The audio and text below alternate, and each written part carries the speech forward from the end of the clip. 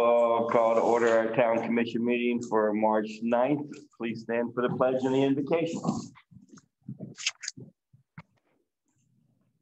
Pledge allegiance to the flag of the United States of America and to the republic for which it stands, one nation, under God, indivisible, with liberty and justice for all. Pat, would you? Bow our heads, please. Heavenly Father, we come to you again as humble service for our town. Continue to guide us, protect us, and keep us. Watch over our staff, watch over our commission, and just watch over our citizens and help us to continue to seek you in everything that we do. We need you, we love you, we praise you. We just ask you to guide and order our steps so we can make the best decisions for this town. Thank you for all that you've given us and continue to come alongside us and help us to just do what's right. We love you, praise you. In your name we pray, amen. Amen. Thank you, sir. Roll call, please. Commissioner McMullen. Present. Commissioner Pollen. Here. Present. Commissioner Ramos and Mayor Stark are not here, but we have a quorum. Very good. Thank you, ma'am. And I'll ask what I call the mayor question. Has there been any ex parte communications? No. Cool. We can move down to public forum. There's nobody in our audience. Is there anybody virtual that needs requests to talk this evening? No. Okay. I'm gonna skip on. I got to slow things up because I need to be here for a while. So we're down to the consent agenda. Everybody go through it? Yeah.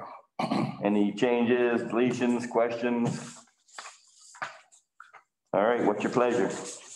I'll make a motion to approve the consent agenda. Second. I have a motion and a second. Do I have any other discussion? Call for the vote. All in favor, aye. Aye. And we have a consent agenda.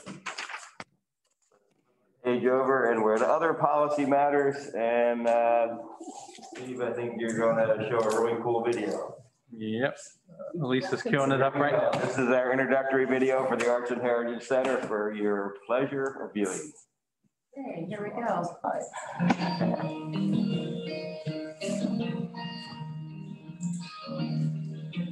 What makes Oakland special is its history, the people who live here who are generational. Really, the mission of Healthy West Orange Arts and Heritage Center at the town of Oakland was to bring the community together, celebrate our history and our heritage, and we want to keep that fabric of our community alive.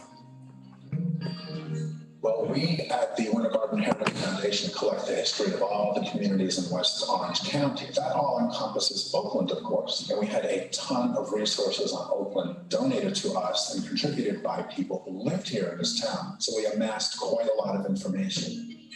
When they walk into this center, they should actually step back in time. They're going to be entertained, they're going to be informed, and they are going to be educated.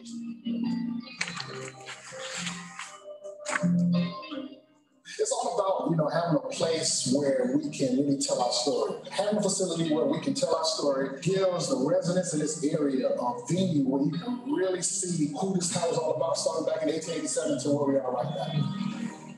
With Healthy West Orange being a major partner for us, and we're situated right on the West Orange Trail, and with Healthy West Orange inter-programming, this is going to help Oakland become a very healthy community. It's important for children to know the history of their town to build a good foundation for the future.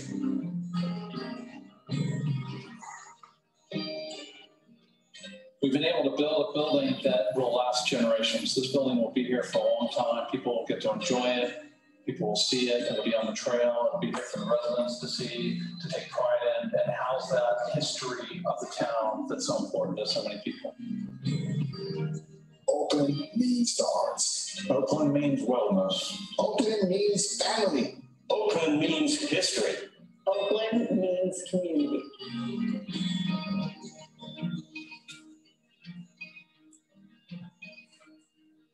Love it. I love that. And a catchy too. Well done. I like it. I've seen it. Oh, you haven't seen it yet? No, I haven't seen it. We all had to pay $20, so just put your money on the table.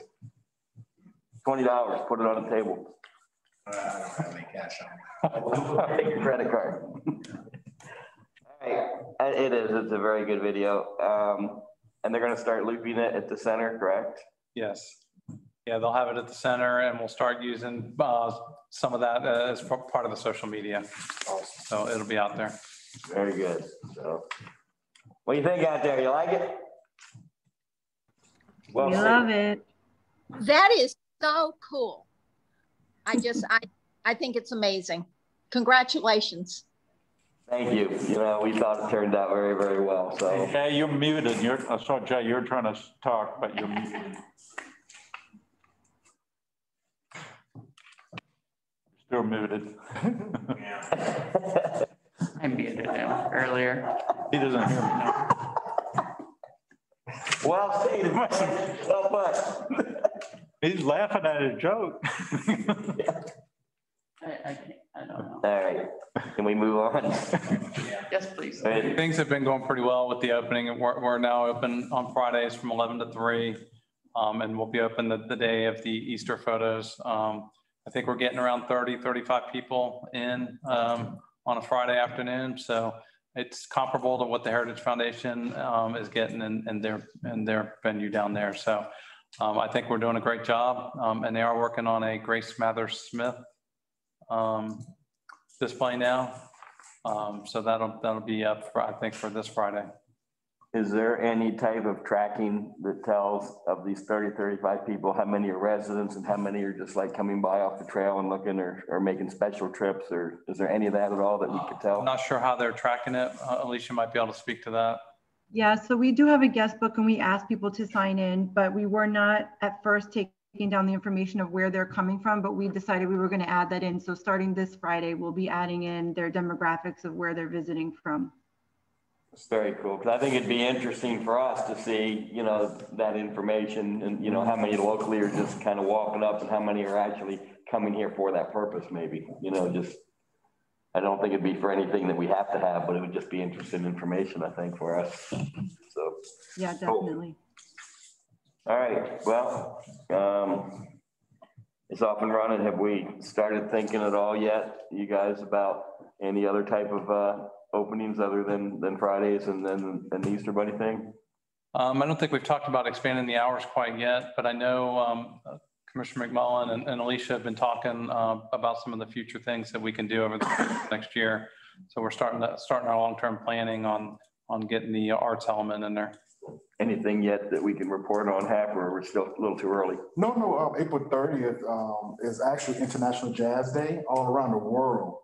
So they came up with the idea to Alicia and Ashland to have some live music during it's a Friday this year also. Okay. So that's April 30th is a Friday, so having some live music. So we're going to have someone playing some live music for the people that's coming in on April 30th. So the same time period, 11 to 3.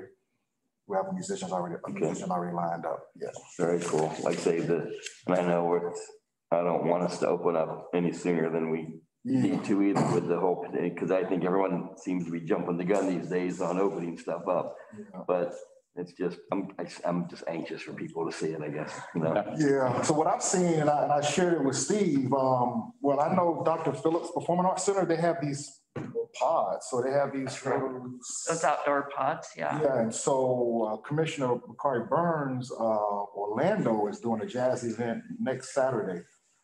And so, yeah, I know he's going to have pods too. I'm not sure what it's going to look like, but he's doing a jazz event at Frederick Smith Park over in Orlando. So I know people are doing certain things. I know we don't have a lot of room right out there in front. Right. You know, and I actually went to a jazz event back in January. I think it was January. Yeah, it was January at the Dr. P, but it's all outside. Yeah, and the pods are a little bit elevated, right? I've seen it on TV, yeah. Up to like 6 people in it, so you know you got 6 people within your particular group. And when you purchase the ticket, it tells you if you can purchase 2 or 4 tickets or 6 tickets in your pod. And it's funny, they also have a little for food services. They have like a QR code, so you can scan the code and put your order in, and then somebody will bring your food out to you. So you don't have to go anywhere. But the pods are like 6 feet apart. Of course, you know, that front lawn in front of the Dr. Phillips Performing Arts Center is huge. Yeah. I think Did they use some of the CARES Act funding to do that, I think? I think so, yeah. Yes, they did, yeah. So they got a series out if you go to their website, but you know, they're a little bit different, a lot different, you know, because that lawn is so huge. Yeah. So it's not the same volume, there's nothing inside, but it's all outside. Yeah. Pretty smart to do that, yeah. Well, sooner or later, we'll be able to rock and roll with it. So have we thought about anything to capture people with other interests other than jazz music, getting like folk singers and maybe stuff like that? We do all types of art, music, yeah. Different stuff, so. Yeah, we can mix it up, yeah, definitely. Yeah. I'm thinking if we mix it up, we might get different. Oh, yeah, that's folks coming through from town stuff, so. Yeah, we can mix it up, yeah.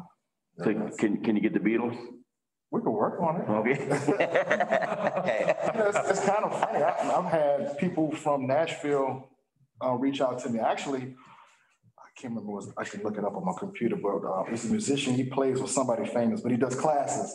So he's doing a class for me this summer. Okay.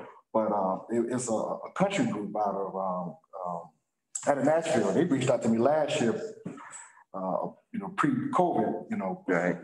We started a conversation, but it all ended. So it was, you know, so different people do reach out to me because I guess they just search the net and see different events and whoever's putting on events. So yeah, mixing up with music, that'll be, yeah, that's a no-brainer, yeah. So we could definitely do that. Yeah, I'm thinking we'll have some more subsequent discussions on this. We can bring back the calendar and talk about the arts here in the next couple meetings, and then we can start talking about as we move a little further into the vaccination cycle here, talking about doing some music and stuff. So. It's all coming. Because I think they're not doing live music downtown anymore. No. One of our because they used to have people sitting out there in the gazebo just playing, but that draws a crowd. So I don't know if anyone was actually doing it like that to draw a crowd in. So. Well, you know, it will go back to normal. You know, I'm one of those that refuses to say this is the new normal. It will eventually go back to a normal lifestyle for us, I think, and we'll have plenty of time. So. All right. Any other questions on the Heritage Center? Everybody good? Yeah. All right. Well, again, good job, everybody. I'm just pleased as I can be with that place. It is just very, very cool. Awesome. You're just much more than I anticipated it being. It really. Yeah, I wasn't. It came out like very professional. Has all done a great job. Okay. Public hearings. We start with our first public hearing of ordinance 2021-05. Ooh, let me read it for the record. My glasses. Hold on.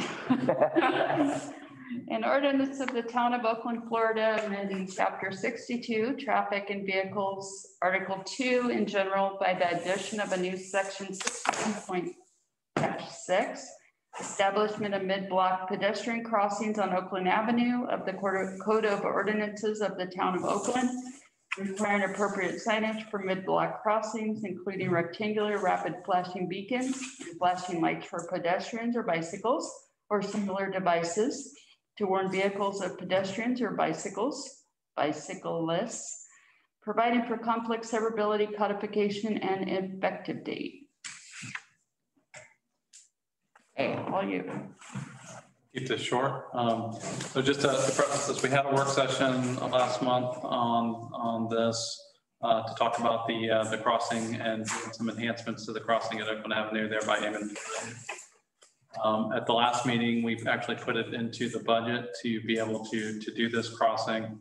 And now I just wanted to make sure we properly establish this mid-block crossing because it is something new for the town, making sure that it was a public hearing. By the look of the crowd, I'm hoping that people are in tune with this.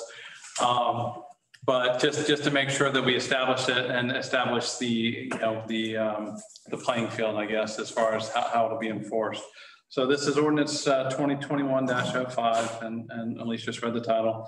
Concerns the establishment of mid-block crossings on Oakland Avenue. Again, Pulte Homes was required by development agreement to connect the trail network within the Longleaf subdivision to the West Orange Trail. This connection, again, requires a mid-block crossing. It's not at a corner or an intersection. And they were required to do the minimum DOT signage for such mid-block crossing. I think we were all in agreement when we talked at the work session. The commission was, as far as the basic signage is not enough. This is a busy road. It's 35 miles an hour. We expect to have quite a bit of pedestrian traffic as things progress here in the town. And we really love our trails here. So the idea was to enhance what was already there. So the work session was on February 9th, and staff recommended using the rectangular rapid flashing beacons and flashing lights to enhance the safety of the intersection.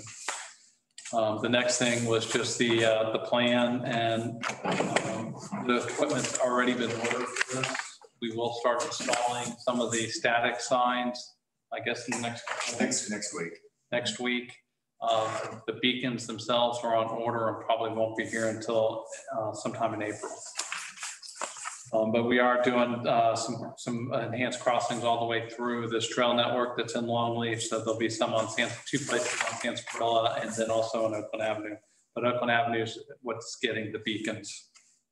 And you can see on the next page, these were some pictures that we showed at the work session, but this is essentially the kind of crossing situation that will be on Oakland Avenue. You'll have a stop bar with a sign telling you to stop here when pedestrians in the crosswalk. And then those rapid beacons will be there. A pedestrian or a bicyclist presses the button, they start flashing. And, you know, of course, pedestrians need to look both ways before they go, but they have the right of way to enter the crosswalk, and the cars have to stop. So what this ordinance essentially says is it establishes mid-block crossings on Oakland Avenue. So there may be a call to do one or more mid-block crossings over time. So this kind of gives that overall for Oakland Avenue. And requires appropriate signage, including the use of rectangular rapid flashing beacons. Designates that the mid-block crossings will be enforced per Florida statute by the Oakland Police Department or other enforcement agency with jurisdiction on Florida roads. And then again, this has been funded in the town's budget. So the signs have been ordered, and the beacons will be installed in April. We had a conversation with Pulte yesterday, and so there is some bureaucracy that goes along with making a trail connection to the West Orange Trail, because the underlying trail is owned by the state. The county has an easement on that, but the state has to give the permission to make that, to cross and make the connection, which is why that trail is stopped where it is right now. So we have confirmed they have turned in the application and they are going through the process. We warned Pulte going back 2 years ago that it would be a 3 to 6 month process to get this approved. And they're in the middle of that process. So we are hoping that it gets approved in March sometime, but it could be April till we get final approval to have that easement to cross and connect the state property. So we are working diligently on that and keeping up with it. It is in its hands right now. So we have confirmed that. After the second reading of the ordinance, we will begin a safety campaign on social media concerning pedestrians and bicycles. And there is a website, don't need to go to it right now, but it's Alert Today, Alive Tomorrow. And a lot of those public service announcements that DOT has been running, the commercials, they're all on that website, plus a lot of other information. We'll put links out to the website, but I found 2 short videos that we could put on social media. So I've talked to Alicia about these. When crossing the street, always activate the crosswalk beacon and wait for traffic to come to a complete stop. Alert Today, Alive Tomorrow.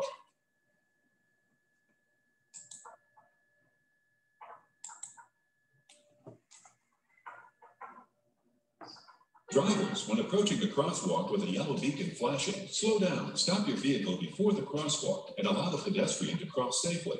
Alert Today, Alive Tomorrow. So we'll lean on the material that they have out already, and we'll do our own little public service campaign as these things are installed and for some time after that, so that we can get people used to the new lights over there. I think those videos lend themselves to that. So what I'm looking for recommendation is to approve the first reading of ordinance 2021-05, which establishes mid-block pedestrian crossings on Oakland Avenue and requires appropriate signage for such mid-block crossings, including rectangular rapid flashing beacons and flashing lights for pedestrians or bicycles or similar devices to warn vehicles of pedestrians or bicyclists. You guys have any questions? I've got a question. Any chance that is Mona Phipps aware of this? Did you have any conversation? I haven't heard from her on this. She was out of town last time I talked to her. Okay. I don't know if she's back in town or not. I believe she was taking care of her mother because I tried to get her to come out for something else. So I don't know what else we could do. I mean, we have to do it, but just so she's in the loop, I was hoping she would just be aware. Rick, I didn't hear you. Who are you talking about? Mona Phipps. I was wondering if Mona Phipps is aware of this because she, you know, being as a scenic highway, she's very interested in any kind of well, chapter like and I hope this falls within their scope of things because we are looking to slow people down Avenue, and I think this is one of those things that kind of helps their situation. And also in Montford, they're part of the scenic byway, and you've got multiple over there at Montford Academy. So I'm hoping that if that I mean, I know we got to do it, but I just might like her to be in. I had been in touch with her on some of the other stuff going on, like the roundabout and stuff. I did not talk to her specifically about this. Well, I can tell you they work, from what I've seen, they work very, very well. The only thing is, like they have over the coast that I would hate to see here, I think Steve and I talked about it, was they put these stanchions between the lanes. So the cars have to kind of, it makes them even go slower when the idea is they go slower when they start up and go. What I've seen is they're spending more money replacing these things on the side than they are, than they're making, because people are just hitting. So I wouldn't want to go the distance. So as you start looking into them, you'll see stuff like that, and that part is not working. So. All right. Other questions? What's your pleasure? Make a motion to approve ordinance 2021-05. Second. There's our motion, our second. Any other discussion? I'll call for the vote. All in favor, aye. Aye. We'll see him in April. All right. We'll have the second reading on the next meeting, and then, like I said, we'll start the campaign right after that. Yeah, and that's the trick to it is, getting word out to people, that so we can, before they even start, so they're looking for it, If you happen to talk to Mona, we do have a second reading, and I'd love to hear from her. Yeah, I'm going to make a point to get a hold of her. I should have done it before this, but I'll make a point to get a hold of her and just make her aware. And So the second reading will be on March 23rd. Okay. So that'll be our next meeting. Okay. She's out of town, you're saying? The last time I talked to her, it was probably about a month ago, 6 weeks ago. She was out of town because we were doing the story about the historic cemetery, and we were trying to get her to come out for that, and she was out of town. Okay. All right. We move on to town manager reports. I've only got a couple of things. First of all, you see the legislative letters that are going around, and we're just thanking Representative Thompson and Senator Bracey for their support of our project. If we don't get the opportunity to see them in person, I thought it'd be nice to send them some letters with signatures on them and just let them know how much we appreciate their support for our project. So we'll get the mayor and Commissioner Ramos to sign them, and we'll get those out this week. I don't have anything to report on our appropriation at this point, but I will follow up for the next meeting to see if we've got anything going on with our House bill. Coffee with the manager is on Thursday at 9, and I've got like 23 people signed up this time. Wow. So it's it's exciting. We've got a guest speaker. Orlando Health is going to be on, talk a little bit about what they've got going on. You have that in here now? That many people? You have that in here now? No, we're still doing virtual. So that'll be 23 people on Zoom. And then I'm assuming that some of the discussion is going to be about dog parks. So I'll have that discussion with the commissioners. I'm just kind of gathering information on that right now. So you said it's going to be on what, about what? Dog parks. Oh. So I'm going to gather some information and so that we can have a discussion as we talk more about parks in the future. So, and then the last thing to report is I've sent you all some information concerning our vaccination event that we're having on March 19th. And then the second dose would be April 9th. As of a little while ago, we have 142 people signed up. Wow, that's going fast. So they told us, you could have as few as 30. We don't care. We're going to do the event. And so, we had kind of a low bar, but we wanted to get as many people in here as we could. But we have about 250 slots that we can fill, and we're up to 142. We do have to close this on Thursday afternoon because we have to let Orange County Fire Rescue know how many people are signed up so they can then appropriate the proper vaccines for the event. So I'm hopeful that we'll probably get close to the 200 mark by Thursday, which is pretty good. Majority of the people are Oakland residents. We've hit all facets of people here in town. We got the list from the police department of the people that they check on. There's 5 people on the list, and we called them this afternoon. Okay. A couple of them have already gotten their vaccinations, but we did sign, I think we signed one of them up. So we do have a broad spectrum, and having the 60 and up has included quite a few more people. So I think it'll be a great event, and really give kudos out to Chief Avery and Orange County Emergency Management, Orange County Fire Rescue and the Orange County Department of Health for helping us with this. So so actually an idea that I got from Commissioner McMullen to get this going. So appreciate everybody's input on this. It really came from the Tri-County League lunch, so that's part of the resources that we get, attending those lunches. So it really wasn't me. It was that was the topic. Right. It was the topic, but yeah, but that's how it was. So I'm excited about it. I'm glad we're also able to reach out. Some of the teachers with the school have already gone to the events or to the places with Valencia and the convention center, because they are now vaccinating teachers of all ages. And we'll be doing the same at this event. So we do have some teachers signed up for ours also. So I'm glad we're able to make this resource available to as many people as possible. So.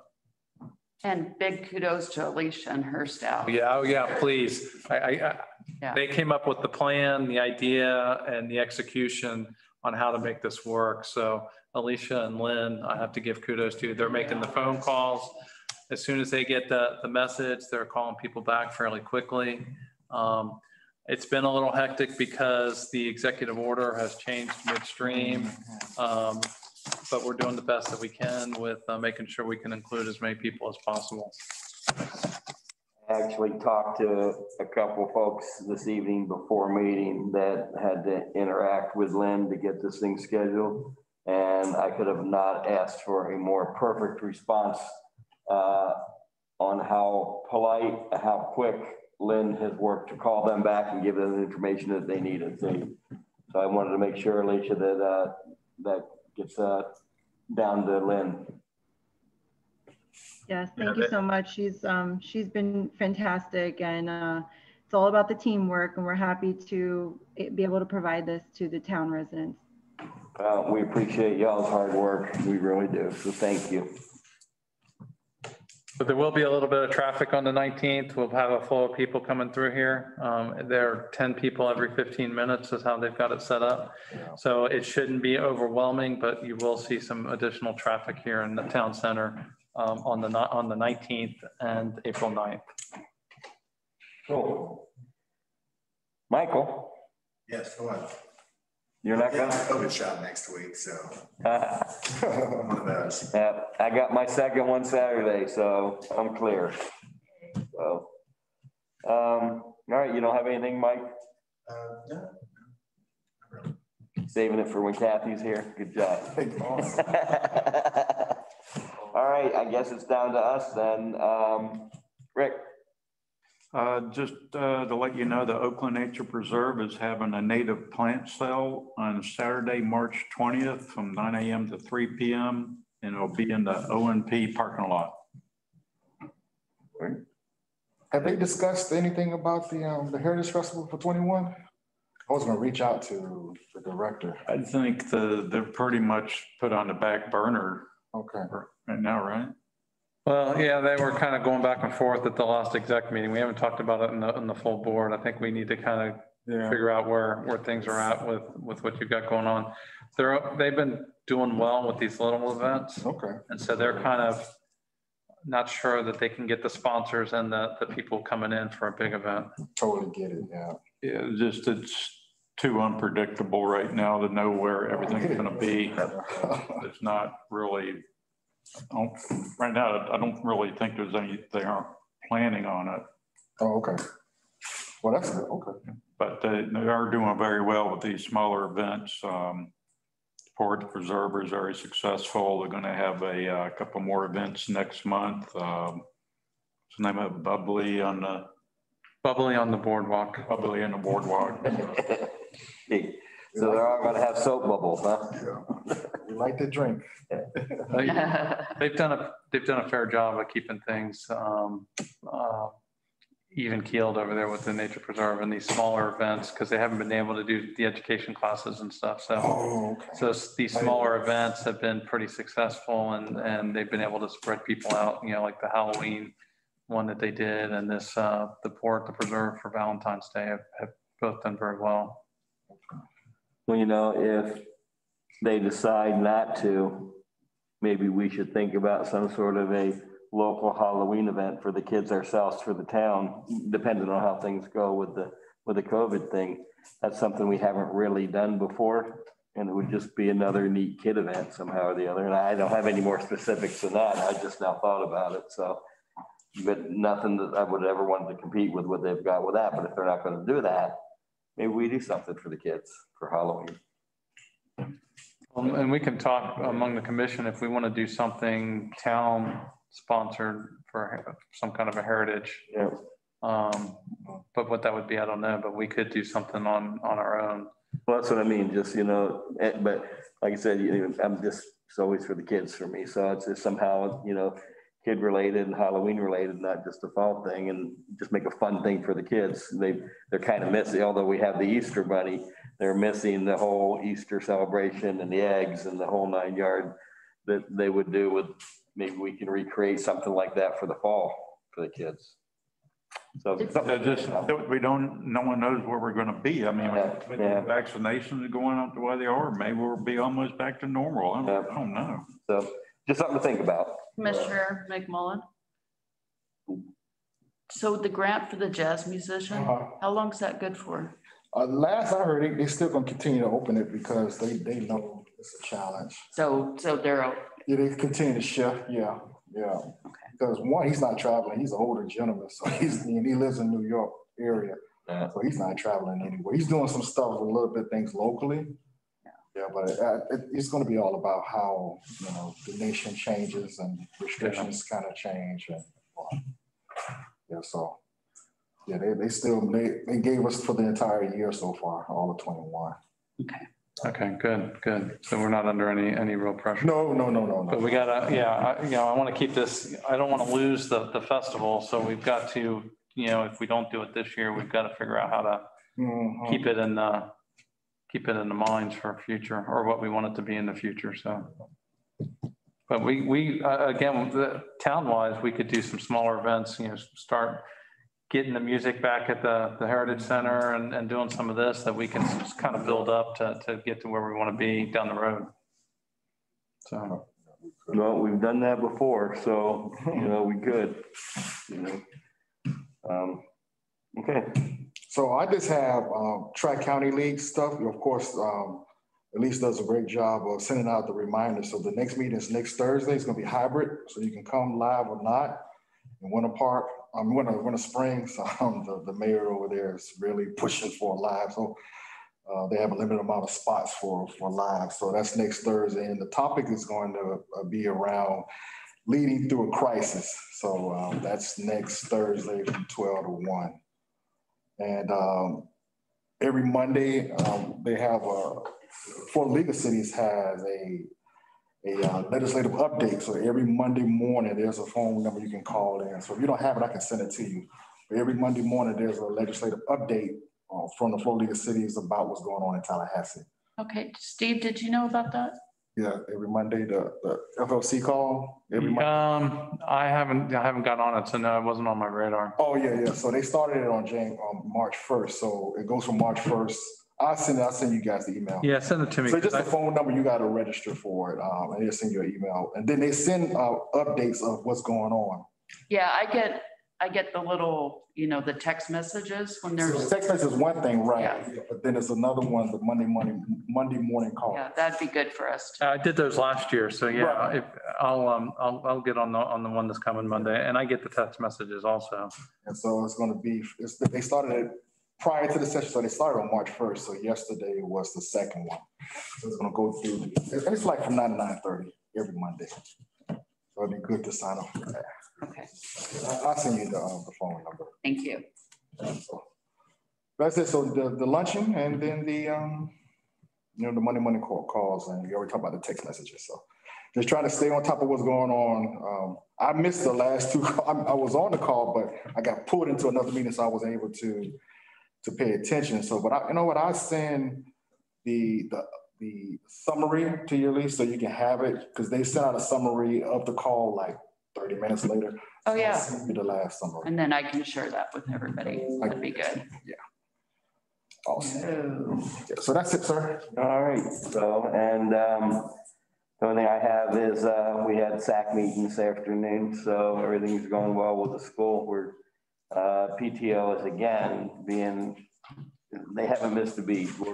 We will probably get $30,000 to $40,000 from them again this year to figure out what we need to spend it on. But all of their events are well attended. I don't know what they're going to do for a gala this year. They'll let us know next month on that. But even without that big gala punch they got last year, they're on track to give us back the same amount of money, which is just, I have just never seen the PTO, work the way they're working and give us the money that they raise for us. And as far as COVID goes, numbers are all being held. We've just had no problem at the school. Nothing's really changed there. So everybody's just very happy with it. Teachers, like we said, have started to get vaccinated down to the FEMA Center. Pam went Friday with a couple of the staff and teachers. So now it's opened up. They're all excited about getting their shots and ready to go too. So school is wrapping up. Lottery is done. I don't know if she sends them out to you guys, but would you like to see those results when they get sent out? I don't know if did you send those out? No, I did not. Okay. So I had a hard copy. I did not send them out. And Pam said she was going to send them out to SAC. Yeah, Pam sent me one. I've got it, but I don't know. It might be interesting for you guys to look at too. Again, it's waiting list as normal. With the only big change that we have is with BPK being part of us instead of being farmed out. BPK falls into the lottery with us too, which kind of changes dynamics a little bit that we're working through. When we get to a point, if there's a change, then I'll report it. But we're still on the waiting list and for several people. So other than that, I think again the last Saturday we have pictures with the Easter Bunny, so he'll be there. Hopefully a lot of kids will be too. And that's all I have. Just one quick update. There is no call in on Monday. That's coming next Monday, because next week is legislative week, so it's a virtual legislative week. So they're still doing the legislative week next week. Virtually, yeah. Virtually, but it's not going to be a call in on the 15th, so the following Monday. But it's in the email I just sent you. Okay, perfect. Thank you. All right, if nobody else has anything, Joseph, you're up. All right, if all hearts and minds are satisfied, let's adjourn. It is now 7:39 p.m. Thank you, guys. Good night, everybody. Good night. Good night. Good night.